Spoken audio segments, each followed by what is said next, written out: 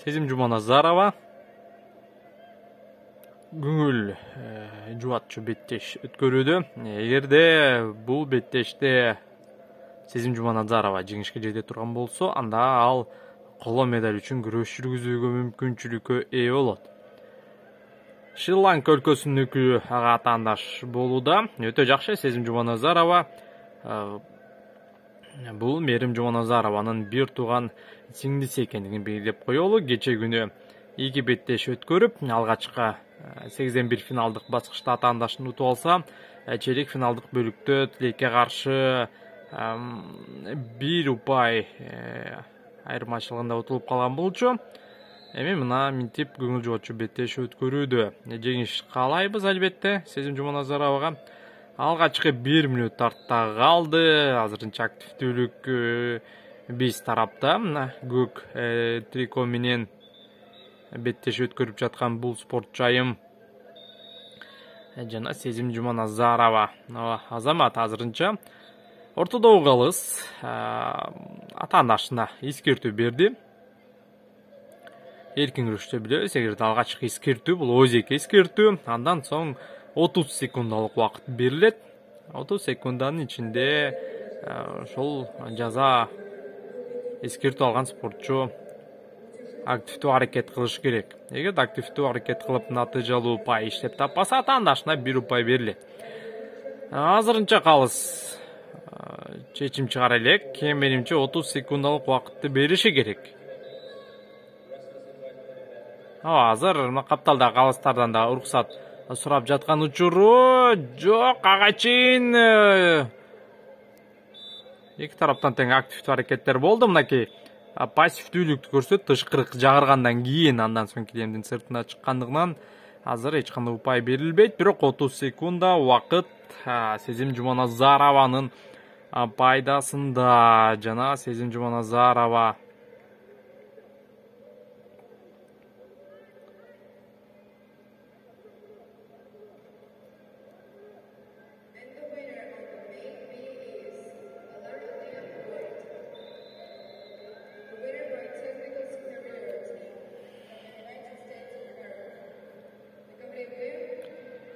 Ойлаш керек, азыр белгиге кирүү аракетин көрдү шри-ланкалык спортчу айым.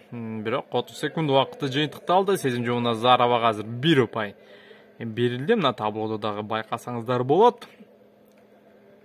Бирок 1 упай азырынча эч нерсени чечпейт. Сезим Жуманазарова упай иштеп табууга аракет кылышы керек.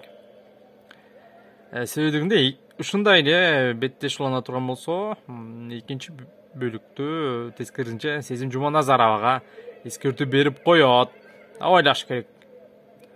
Биринчи бөлүк жыйынтыкталууда, упай бербеш керек. Азыр 30 секундалык тыныгууда бир аз эс алып, андан соң экинчи бөлүктө активдүү аракетин улантыш керек. Мына урматтуу көрөрмандар, экинчи бөлүк башталды. Азырынча Сезим Жуманазарова 1-0 эсебинде. Алдыда бул атаандашынын пассивдүүлүгү үчүн берилгендигин белгилеп коелу. Азыр натыйжалуу упай иштеп табышы керек Сезим Жуманазарова. Болбосо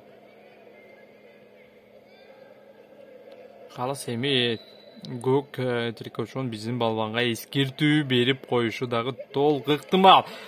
Өтө жакшы кирип кетти атаандашы жана каршы чабуулда ушул жерде басыш керек атаандашын. Таза жеңиш бар бул жерде. Кармаш керек жана азырынча болгон аракети менен караңыздарчы. Басыш керек, болгон күчүн салыш керек. Сезим Жуманазарова азыр 4 упай берди калыс, бирок таза жеңиш керек бизге. Ушул жерде жок, болбой калды. Тилекке каршы. Бирок 5-0. Жакшы. Шашпаш керек. Азыр буттан туруу абалында беттеш уланат. Ага чейин жакшы. Мына буттан алды. Кайрыш керек. 2 упай. Андан ары Тилекке каршы килемдин сыртына чыгып кетти спортчулар. Андыктан бир гана жолу айландырган ыкпасы эсепке алынды. 7-0. Сезим Жуманазарова мына экраныңыздардагы спортчу айым. Кече күнү Билимбек кызы Кальмира дүйнө чемпионатында күмүш пайга танган. Өтө жакшы, дагы 4 упай. Андан кийин шри-ланкалык спортчу айым атаандашынын артына өттү.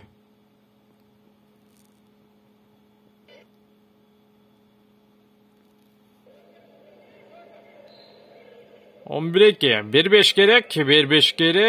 Бул жерде тескерисинче өтө жакшы, дагы 4 упай. Бул жерде барбы? Жок, калыс азырынча эч кандай жыйынтык чыгар элек. Эсеп саны 11-4.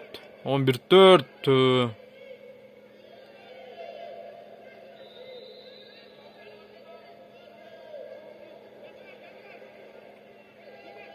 Колун чыгарыш керек.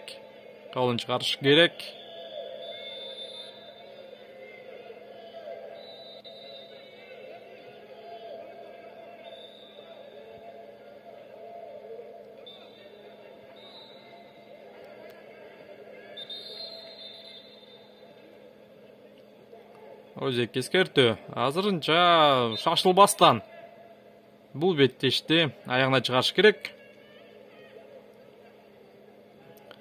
Ойлаш керек, коргонуш керек. Кайрадан бутка кирүү аракетин белден кармап. Өтө жакшы. Дагы 4 упай. 4 упай бар бул жерде. 15-4кө эсеп өзгөрүп, беттеш мөөнөтүнө мурда токтолуш керек беле? Ооба. Эркин күрөштө 10 упай артыкчылык бул мөөнөтүнө мурда жеңишти. Кабар берет, ооба. 15-4 Сезим Жуманазарованы куттуктайбыз. Коло медаль үчүн күрөш жүргүзөт. Бүгүн саат кечинде 19:00 башталат финалдык беттештер. Бишкек убактысы боюнча.